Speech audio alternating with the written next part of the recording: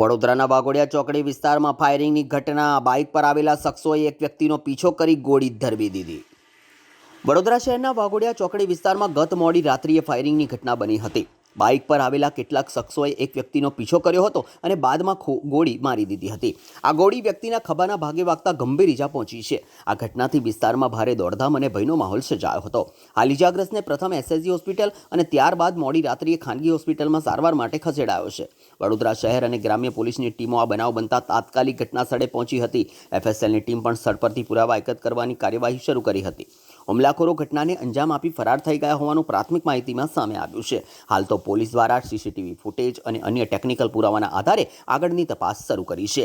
Firing પાછળનું કારણ જાણવા પણ પોલીસની જુદી જુદી ટીમો બનાવીને સઘન તપાસમાં જોતરાઈ ગઈ છે. વડોદરા શહેરની વાઘોડિયા ચોકડી ઉપર એક ભાઈ વ્યક્તિ પોતાની ફોર વ્હીલ કારમાં જતા હતા. એમને ઓવરટેક કરી બાઇક ઉપર બે જણ આવી એમને ફાયરિંગ કરેલું છે. એમને જમણા ખભા ઉપર ગોળી વાગી છે. હાલ એસએસજીમાં સારવાર હેઠળ છે અને વડોદરા ગ્રામ્ય પોલીસ અધિક્ષક સાહેબના માર્ગદર્શન નીચે એલસીબી, એસઓજી, અમારું ડિવિઝન, ડીવાયએસપી ઓફિસ અને સમગ્ર જિલ્લા વડોદરા જિલ્લાની પોલીસની ટીમ, તમામ થાણા અધિકારીઓ આ તપાસમાં લાગેલા છે. સાથે સાથે શહેર પોલીસ પણ મદદમાં છે સાથે જ.